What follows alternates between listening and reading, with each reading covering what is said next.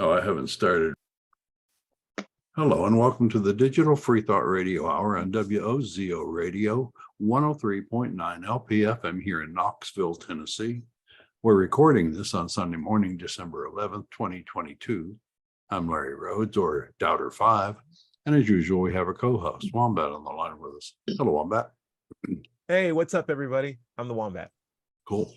Our guests today are the John Richards from England. Welcome. How the devil are you? And we have Joe Skye from Texas. Welcome. Good morning. Thank you. Digital Free Thought Radio Hour is a talk radio show about atheism, free thought, rational thought, humanism, and the sciences. And conversely, we'll also talk about religion, religious faiths, gods, holy books, and superstition. And if you get the feeling you're the only non-believer in your town, well, you're just not. Here in Knoxville, in the middle of the Bible Belt, we have a group of over 1,000 of us. The Atheist Society of Knoxville, or ASK, and we'll tell you more about them after the mid-show break, so be sure to stick around. Wombat, what's our topic today? Good people are going to hell. Basically, and that's not just me saying it. It's the pastors, it's the Christians, it's the books. Oh yeah, they'll tell you sermons for saying sure. it.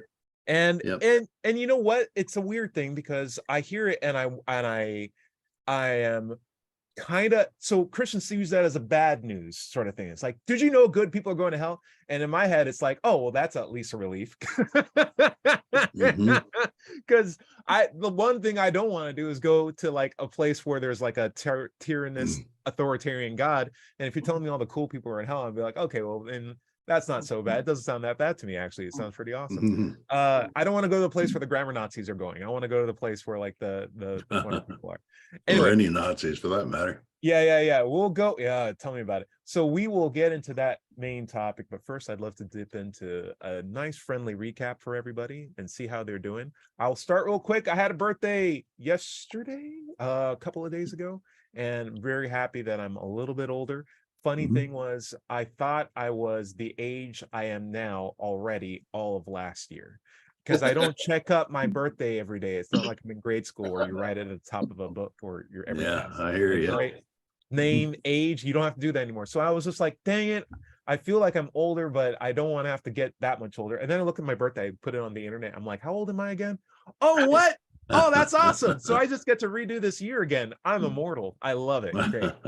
Well, can I say that you don't look a day older than you did last week? Thank you.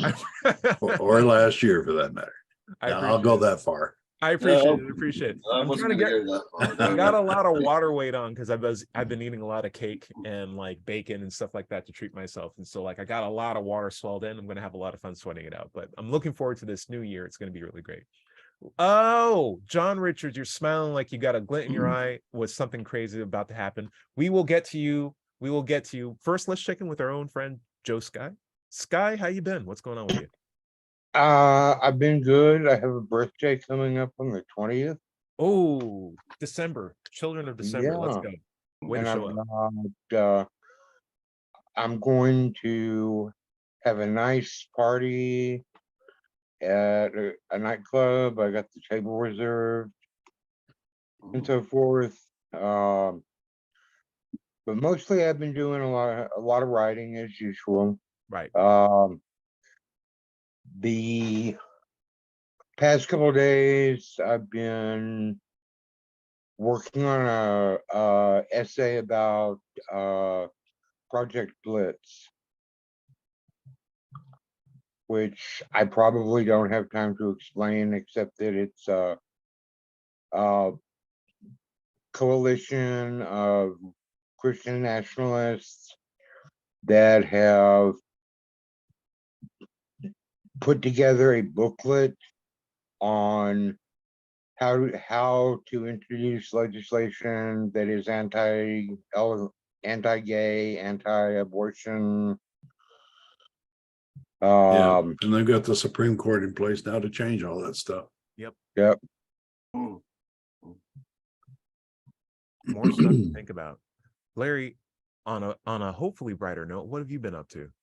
Oh, well, the new expansion for World of Warcraft is out, so we've been wearing that out. It's actually a lot more fun to play than the last one. You get to learn dragon riding, and that's fun. And they put you through a lot of races and stuff. Can you ever But, do VR with that? Is there any option? No, there's not a VR version of World of Warcraft, but there are other sword and sorcery VRs. Okay. And Skyrim is a good one, and I have played that quite a bit. Nice. Very, very cool. All right. Everyone buckle up. John Richards, what's going on? Also, you got a coronation coming up. Congratulations. I heard we're trying to stop it. Yes. Well, in your neck of the woods, two rather famous creationists, Ray Comfort and Ken Ham, have got a scheme to surf on our coronation, because the idea is that the world is going to stop because we haven't had a coronation of the British monarch for 70 years. So this is going to be box office on top of box office. And so these guys reckon that they can get a group of Christians from around the world. These will be the fundamentalist Christians, the creationist type of Christians, to descend on London and proclaim that King Charles III isn't their genuine king because it's Jesus. They don't want to bow down to any earthly king. The real thing is in the sky. I'd also, Right. you know, I totally agree. They're being silly. Creationists will be silly. There's nothing else I can do about it. But what irks me is that America is multicultural. We've had wars against Spain. We've had wars against Canada. I mean, or what would be Canada? French. We had wars against France. No one cares about, now help me out, but no one cares about the Spanish King's line. No one cares about the French King line. It's always the English line. And I'm like, why always them? Like, why is it always them? And like, when we get a new French King, no one cares. When we get a new Spanish King, no one cares. But new English King, that's on every tabloid. It's on CNN. It's everything. What's up, Larry? Well, also in movies and stuff, about the only time you ever see anything depicted from the Middle Ages or that time period, it's always English, Right. English, never any other nationality. And I would like to say one thing about religion and your coronation. Religion, this is another case of religions dividing amongst themselves and warring against themselves, because it's the Protestants of America who are not recognizing the king. In England, the church of the Christian church in England recognize him. Matter of fact, it's that church that coronates him, puts the crown on his head and declares him the chosen of God to lead the people. Right. So, And I just want to make the final point. Like, if the creationists want to take over the English king's coronation, they could have at least practiced with the Spanish or the French kings. Like, they're all nearby in the area, and you can like get your coordination logistics in order and then jump on the English king. Don't start with the most popular one first. Just let Ken Ham is a total lunatic. Ken Ham, yeah. It's Total, he's way out there. As for why it's the English crown that is captures all the attention, I suspect it's because English is la lingua franca. Also, it's, I mean, America it has Hollywood and all the TV shows that go out all over the world, and the English people are the ones who seeded our country. So we see them as a common past, and we've spread the meme of that throughout the world. Okay. Well, I'm going to throw something out. We have a lot of good people all around the world. Unfortunately, they're all going to hell. And why I brought that up is we've been talking about kings, we've been talking about coronations. I'm sure there's good people in those crowds. Unfortunately, because they have not accepted God into their hearts, they are going to hell. Listen, you don't have to believe me. I know I'm just a crazy little atheist. I have a tiny little channel. No one cares. I'm not the one who's saying it. I'm reporting what the Christians are saying. I'm reporting what the pastors are saying. And what they say, as a common one of their yearly sermons, from their textbooks, the books that they publish, best-selling books that they have, from the websites, from the news articles they have, there is a common consensus that good people go to hell. And why do I bring that up? Okay, so it's a quick little story. Got an email. Let me see if I can get the name of the guy. Email came from a post I post on Reddit, show topic, and anyone who loves to reply can. Someone says, someone to be today sent me an email saying, hey, I was helping a lady put away her groceries at a grocery store in Tennessee area. I didn't know the lady. I was just helping her put the groceries in the car, and she waited for me to put away her groceries and said thank you, and gave me a book, or gave me a small piece of paper that ended up being a manuscript. I said, no, thank you. I don't need any money, but she encouraged me to take it. Turned out that the book was a pamphlet called Good People Go to Hell and Bad People Go to Heaven. And it was all about how being nice to people isn't good enough. People think they're good with God, but that doesn't mean that they're good with God. And obviously I don't believe in God, and if I did, I wouldn't like him, so I'm not trying to impress him. But imagine going through life looking for people who are being nice to you just to make sure you tell them that they're going to hell. Sigh. And I was like, what a great idea for a show topic. So what I wanted to do was look up good people go to hell, bad people go to heaven, or bad people go to heaven. And is that like a common motif? And absolutely it is. Google's filled with best-selling books from pastors that have the exact same title. I have 5-star reviews from their Amazon page based on this. People being like, absolutely true, so true. But I did want to talk about the topic in general before we do a deeper dive into this rabbit hole. The idea that good people go to hell and bad people can go to heaven. Why do you think that's an alluring topic for Christians? I'd love to know. Larry, what do you think? Well, only so that they could say that, sell their one point that they need to sell, is that you must accept Jesus Christ as your Savior. Now, once you do that, it doesn't matter whether you're good or not. There are a lot of there are a lot of Christians in like prison. There are a lot of atheists who are less than what I would call perfect people, but that's either here or there. The important thing is that in Christianity, you must believe.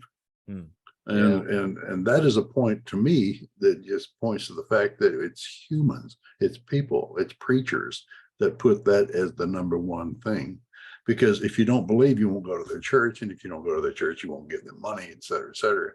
It's not so much anything else as that you must believe first and foremost. Right. So this is interesting, because it means that in Christianity, there's no incentive to be good. Right. There's no incentive to be good. You're right. It's a sales point that their Christianity will bring you morality, whether it does or not. It's what they claim. Now, I mean, can you imagine that guy, that your correspondent in the email? Can you imagine that next time that woman wants help with her shopping, he'll be there? Though, there's always a catch-22 to all of this, because they would say, hey, in order for you to accept God in your heart, you have to be good. And I'm like, okay, well then it's good to be good. It's like, no, being good isn't good enough. You have to accept God in your heart. So there's some sort of super good, is there? I mean, what do you do to help the woman with her shopping that's more than helping her with her shopping? I understand. Joe, I'd love to hear your thoughts. What do you think of the idea that why do Christians love the concept of good people going to hell and bad people going to heaven? I haven't the faintest idea. I'm sorry. It's fair. It's fair.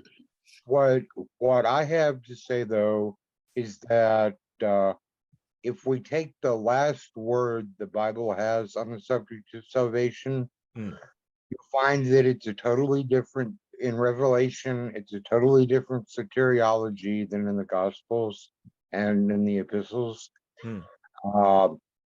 Revelation 20, 12, and 13 are quite clear that all the dead will be judged by their works. And to me, that sounds in line with the idea of a just God, because there were millions of people who lived and died before Jesus came along, never had a chance to be saved. But yet, let's say, Sumerians, there were no doubt Sumerians that did good deeds and were virtuous people. And so if you go by Revelation, all those people before Jesus who did good works get a pass. Right.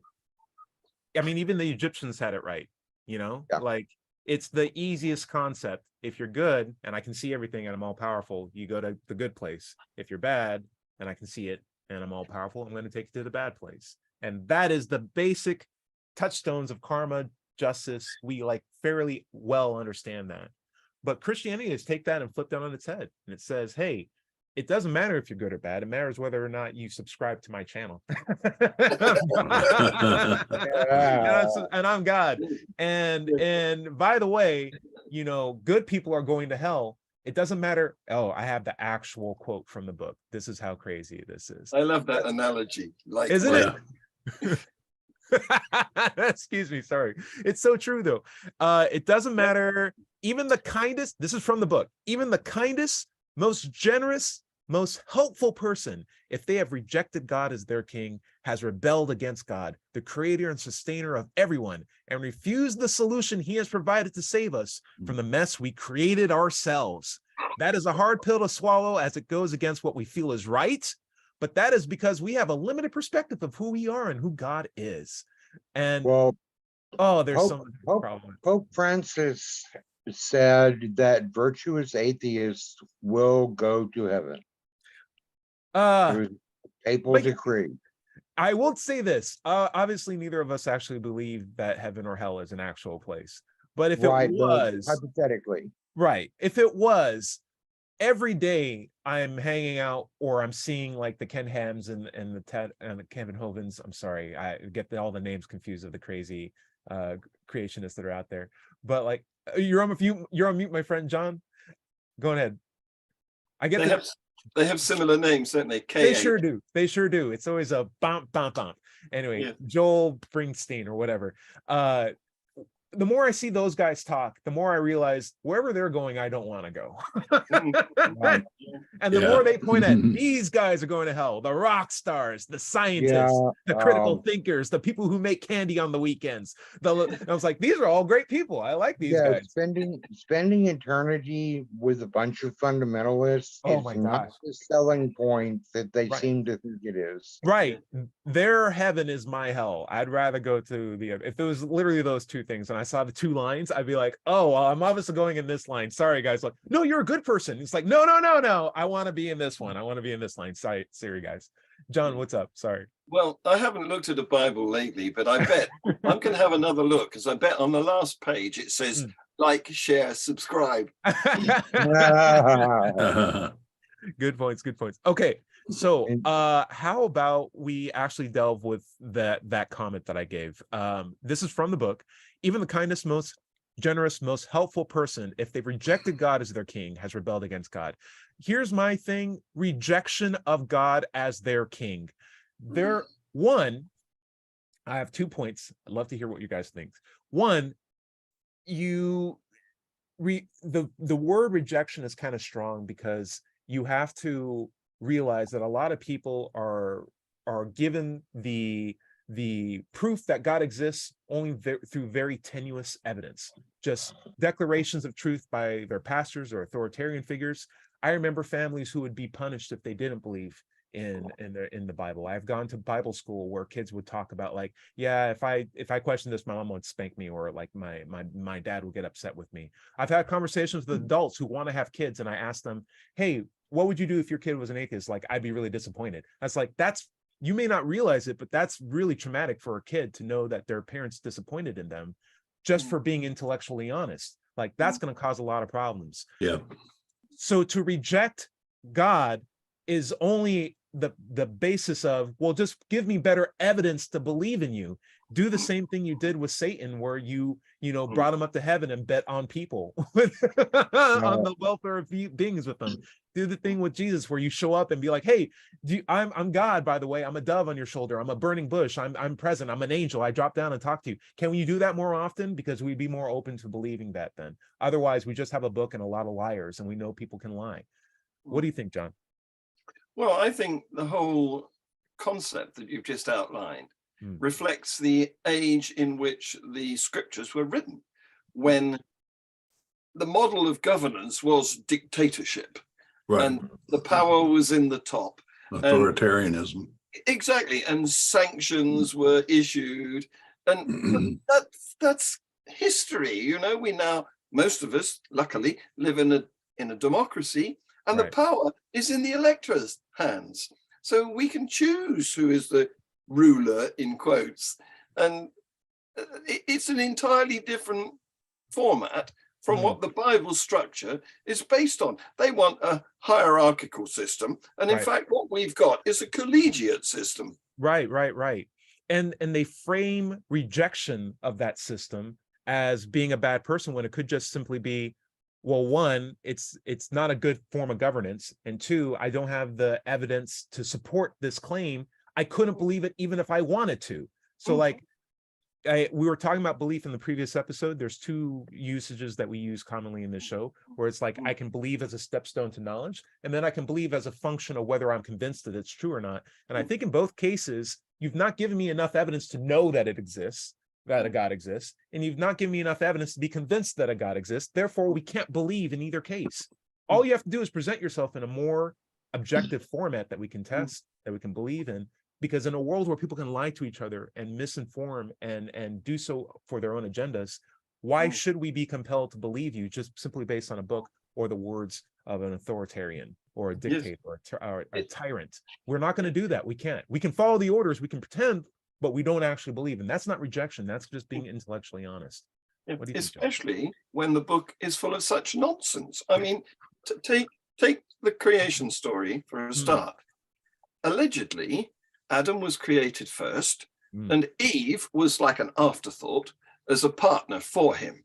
And yet, for some unknown reason, when Adam was created, he was fixed up with a penis and testicles. Why? And he was ordered to find a helpmeet among the animals. Well, you know, there's two creation stories, right? There's Genesis 1 and Genesis. Right. There was one where God made Adam like a Barbie doll and he didn't have anything on him. And he was just like, I don't know if I thought this out. In Genesis 1, man and woman are created at the same time. Oh, yes. Interesting. And also light was created before the sun.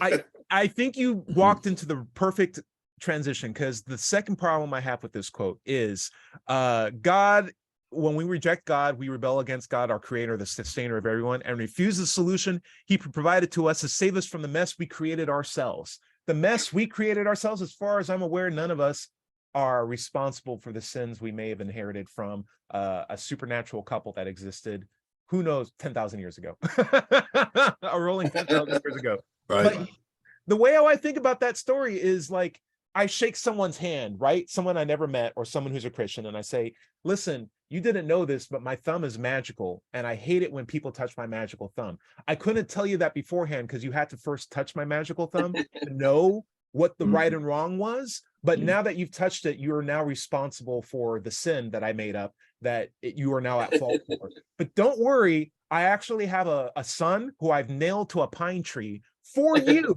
to forgive you for the fact that you touched my magical thumb and broke the rule that I made up. Aren't I amazing? Now, listen, here's the deal. All you have to do is like me and you will go to my magical party place. I'm sorry, I didn't mean just like me. You have to actually love me. No, I'm sorry. I mean, you have to worship me. Worship me and my magical thumb and the son that I nailed to the pine tree, and we'll all have fun for all of eternity where you will worship me continuously. It's like, what in the world is this? What is this religion? I have a question that I'd like to kind of address to John. Can I? Yeah, okay, go ahead, Skye. Don't you think that Adam and Eve were kind of railroaded because before they ate the magic fruit, they wouldn't have known that it was wrong to disobey God? Right. That's the analogy I'm bringing up. That's how crazy it is that you can shake someone's hand and be like, by the way, by shaking my hand, you've agreed to my terms and conditions. You're like, what terms and conditions? I didn't know. It's like, well, you didn't know, but now you know. I was like, well, I can't. Yeah, this is what you've agreed to in all the whole list of stuff. So why did license or something? Go on, John. So why did God create this naughty tree then with the naughty fruit on it? And put it right in the middle of the garden? He could put it on the moon. He had the what whole kind of paradise has a trap? Yeah. Right. Yeah. But Ty, I love the story you've just expounded about your magical thumb. Yes. And I think it should be written up into a pantomime. Now, you don't really have pantomimes in the US, do you? I agree. Are these guys? Is it this guy? We kind of mock them in the United States. Oh, I'm gonna have to look up pantomime. What is it? Yeah, Go ahead, John Richards. they're wonderful entertainment for kids. But we, as parents, we all go along and have a good laugh. And it's all about the audience participation. So we call out things like behind you when there's, you know, some sort of threat, and the person on stage is pretending not to be able to see it. Got it. It's Blue's Clues. I get it. That's what we Yeah, call it. You've just sketched out the perfect scenario, the perfect remit, the perfect storyline for the next pantomime. I love it. But honestly, think about it. That is the conditions of why we have original sin. We have basically a God who handshook us and told us one of my fingers is magical. You touched it, and I don't like that. So I made up a rule that if you touch my finger, you're going to the bad place. And I'm sorry you already touched it, but I didn't explain the rules to you, and you wouldn't understand them anyway. But now that you have touched it, you understand the rules, and now you're going to be punished for it. But don't worry, I did kill my son for you. I did that for you. Thank you. You're welcome. Also, you have to keep worshiping me and my magical thumb and the guy, my son, who I nailed to the tree. And we're all going to have fun together. I'd be like, you're crazy. Sorry. And the curtain comes down, and the whole crew comes in the front. Yeah, the idea of original sin is not in the Bible. Augustine came up with original sin. Yeah. Before Augustine, there was no such thing. Interesting. Well, we got to let these guys know that who wrote this book. Anyway, how about we tackle this in the next half of the show? We'll go into some actual reviews of the book, give some of our own feedback, and continue on the idea of good people are going to hell after this break. Larry, why don't you take us out? Okay, sure. Stay tuned for the second half of the Digital Free Thought Radio Hour on WOZO Radio 103.9 LPFM here in Knoxville, Tennessee. We'll be right back after this short break. Welcome back to the second half of the Digital Free Thought Radio Hour. I'm Doubter 5, and we're on WOZO Radio 103.9 LPFM here in Knoxville, Tennessee. ASK was founded in 2002, which is the Atheist Society of Knoxville. We're in our 20th year, and we have over 1,000 members. We have weekly in-person meetings every Tuesday evening at Knoxville's Old City at Barley's Tap Room and Pizzeria. Look for us inside at the high top tables, or if it's pretty weather, outside on the deck. We also have Tuesday evening Zoom ASK meetings. And if you'd like to join us on Zoom, email us for details at askanatheist@knoxvilleatheist.org or letschatse@gmail.com.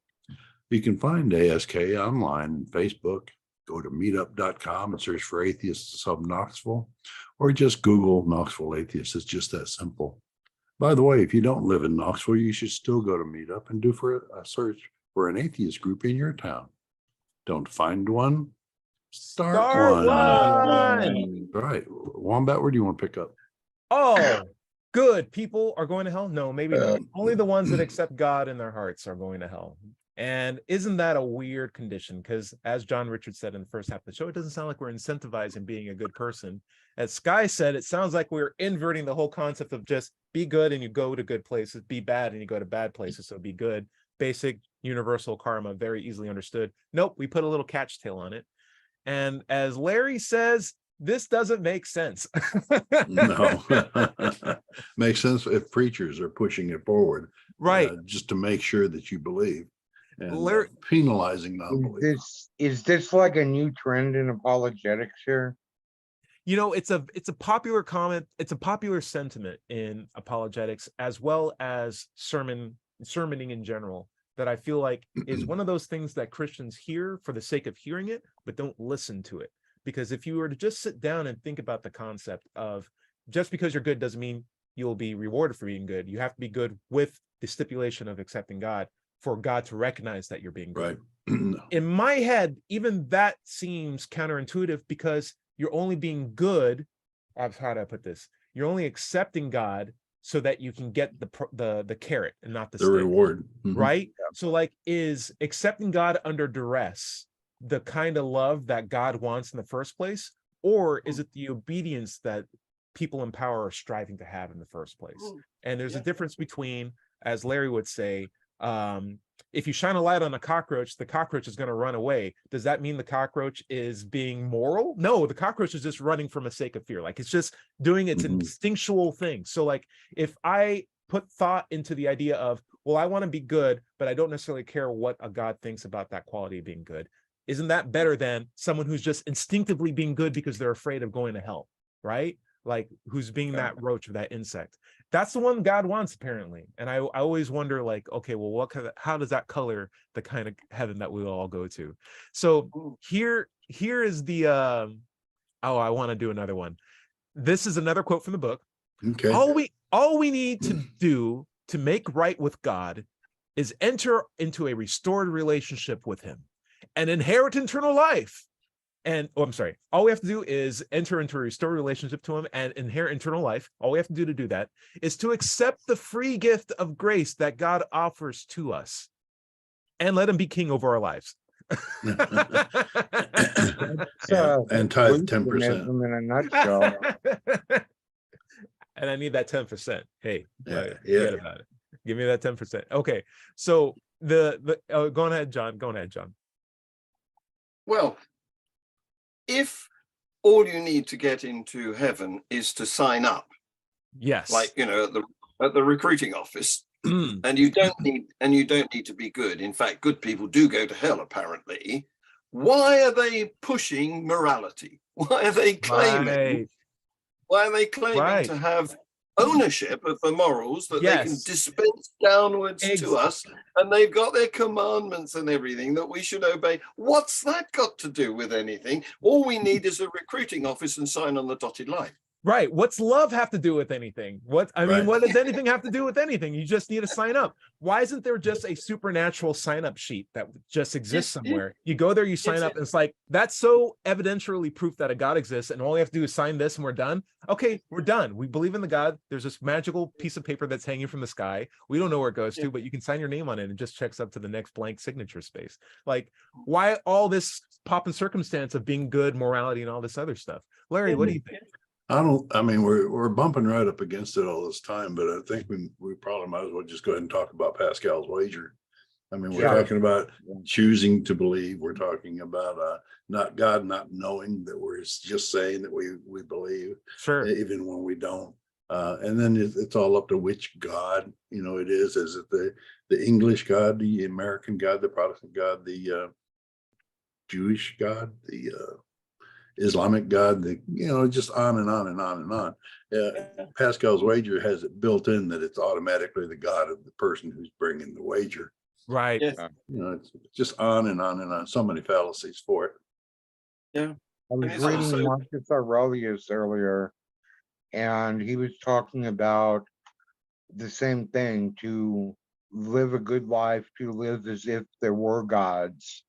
And if it turns out that there are gods, then you're in good shape. And if it turns out there's no gods, well, you're just dead, but you've lived a good moral life.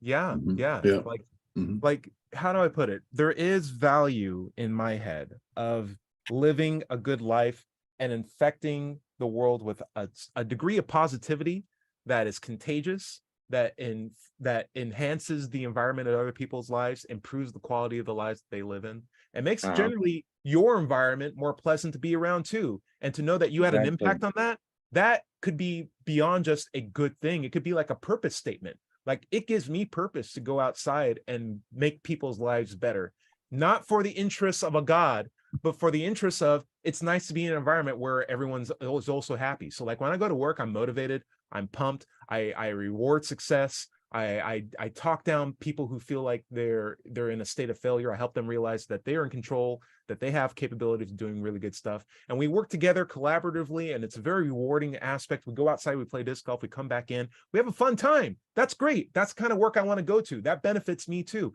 I don't care if a God cares about that at the end of the day. I care about it because I'm living this life and I want to have a good condition to be in. And if I can impact that, that gives me purpose when I wake up in the morning.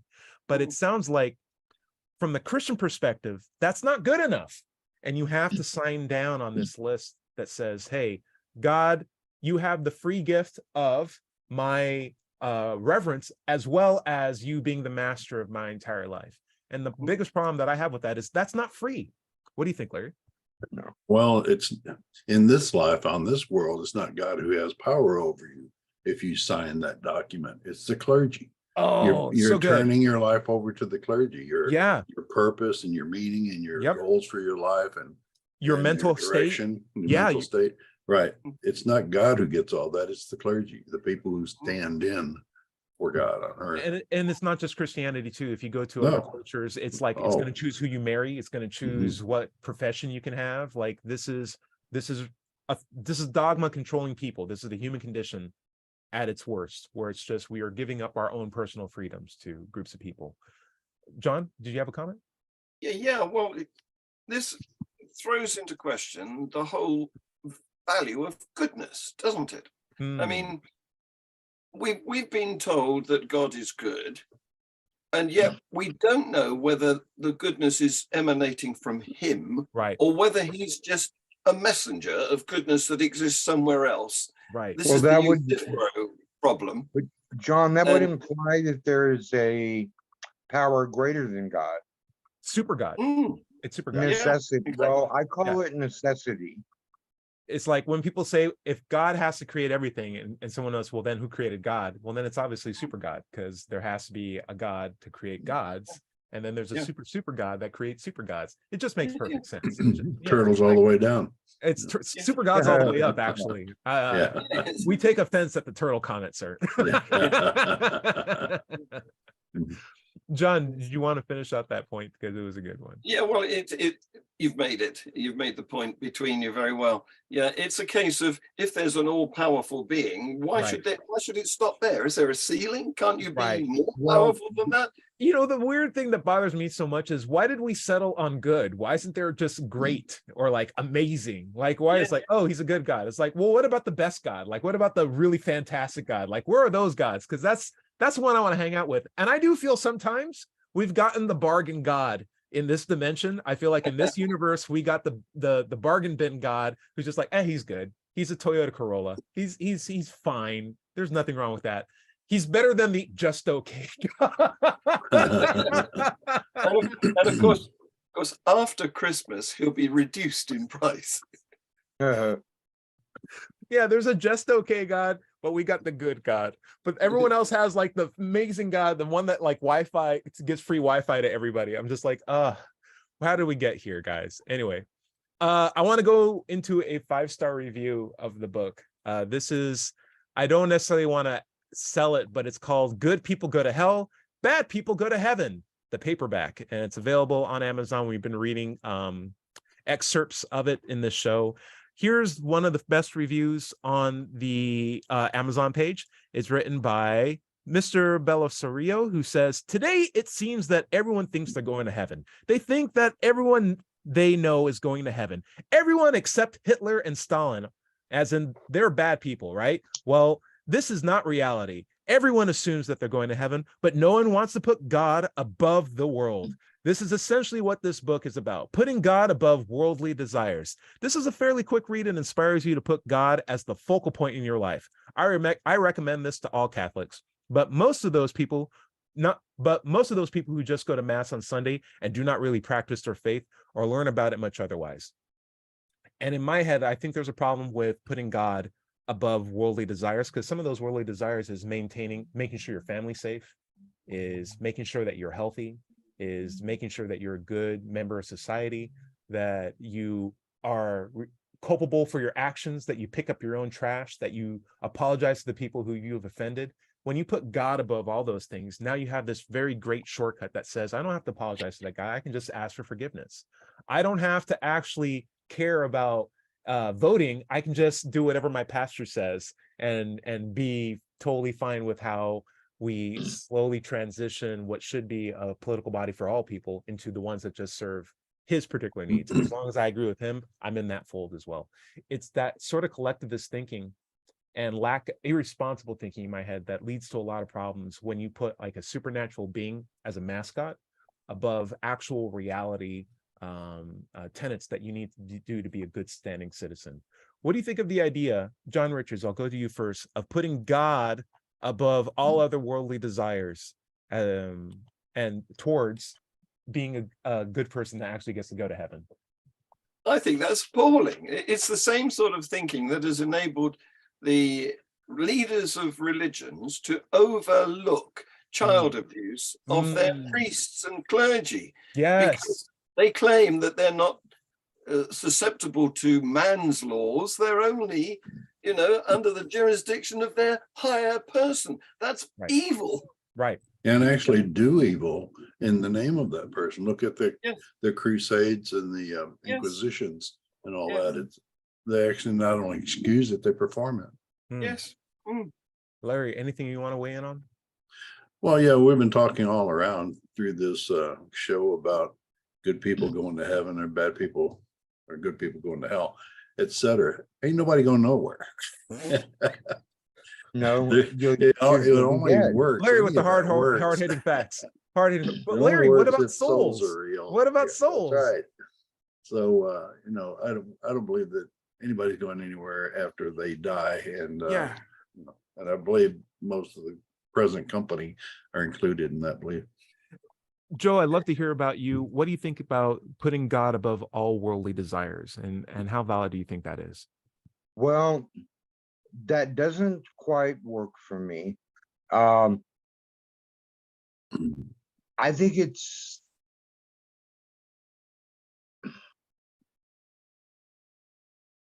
not narcissistic to put yourself first, to put your needs first, as No. you said, to make sure that you're healthy, Right. to make sure that your loved ones are safe, to fulfill your responsibilities and follow through on things that you promised to do. I believe in honesty, honor, courage, loyalty, things like that. And in my mind, that transcends the need for God. Hmm. I genuinely do believe that, as you were mentioning, Joe, like it's not narcissistic to put your needs first. It's sort of like the gas mask dropping down an airplane. Yes, you want to help other people around you, but you got to make sure yours is on first so that you can do it calmly for other people. And they always say, put it on first. When you do your seatbelts, you put yours on first before you go to the back seat and be like, hey, let me put your seatbelt on for you, right? It's okay to make sure that you're okay, because if everyone makes sure that they're okay, that they're a well body and mind, that's a benefit to everybody. That manifests to a society that can manage themselves well, that can take care of themselves, and then turn their attention to taking care of other people. And we should sort of have that kind of society, egalitarian society, where we I care would about like needs. to share something, and I'll make it brief. Go I for had it. a very unusual encounter last night. I was coming back from the store, and this guy pushing a shopping cart asked me for a cigarette. I said, sure. And we started talking, and he said, God is telling me that you're a good person. God is telling me you have a big heart and are generous. Mm. And he kind of, went off on the whole God thing, like so many mentally ill people do. But it's just kind of a coincidence that I had that conversation last night, and we're having a similar conversation today. Right. I had a similar experience. I told John about this 2 weeks ago on the GAN Atheist News Review, where I was helping a lady in a grocery store who had a bad back. She needed a chair. And so I said, just hold on. She already asked one of the Kroger people that were at, sorry, Kroger for putting you on the spot, to help her out. And the guy just kept walking past her. And I was just like, no, I'm going to help this lady out. I went to the Starbucks that was inside this grocery store. I bought her one of the wooden chairs, gave her a place to sit, and then helped her get a rolly cart so that she can go away. And before she rolled away, she's like, Jesus bless you. You have Jesus points now. She said Jesus points. I was like, okay, thanks. I'm not in the mind. A lot of people think atheists are like, hey, how dare you? Let me give you a whole, pamphlet on beliefs. Like, I'm way past that stage. And at best, I said, thanks for the points. And then I gave them away for free on the Atheist News Review. Esther took them, actually. But the whole idea is you could have accumulated enough to get a cup of coffee. Right. I didn't do it for the points, right? Like, that's the main thing. Like, I did it because I want to be in a society where if there is someone that's sick, if I'm sick, someone would be willing to take time out of their day to help me. And that is inherently somewhat selfish. I agree. But it doesn't necessarily make it immoral, because it's good for us to benefit from each other and to take care of each other. Because if we didn't have that, we'd have chaos and anarchy. And the cool thing is, and altruism is really a good thing. Altruism yeah. may not necessarily exist if it benefits everybody. And Larry, we're on the same page. Absolute altruism doesn't exist. Right. But it is good to be nice to people because I want to be in a society where people are nice to each other. That benefits me. Yes. Well, what you've just described is a welfare state. Yeah, I care about a society that is interested in each other's welfare. How about that? I would rather be in that than one that doesn't care about a welfare. But the thing is, I just outlined a codification for a good society that didn't need God whatsoever. Do you see that? Right.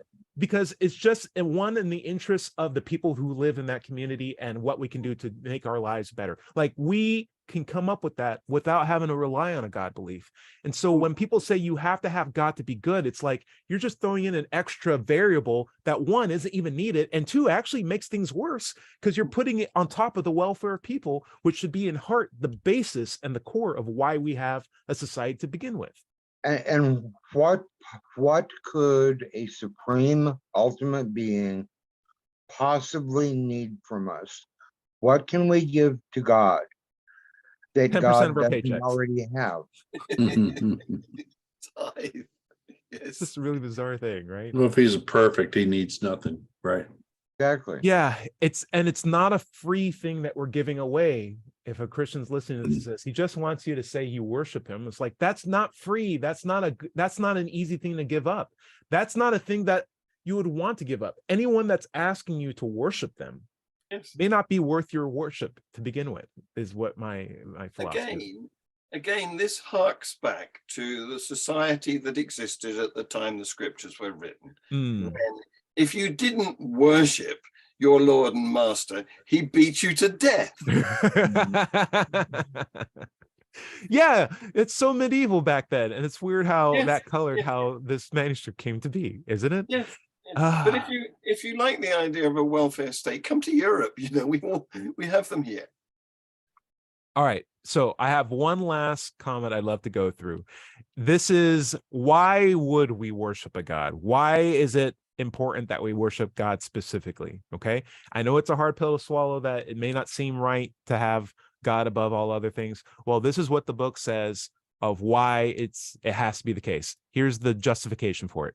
Quote, God created everything. He is the powerful king over the entire universe. He created us to rule his world under him and enjoy all the good things he created for us.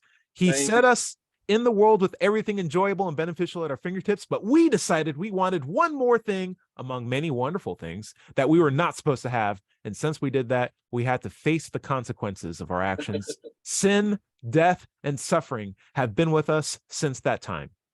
But I suddenly have a craving for a piece of cool story, dude. but guys, listen, yet God loves us so much that even before the world began, he had a plan to save us and put things right.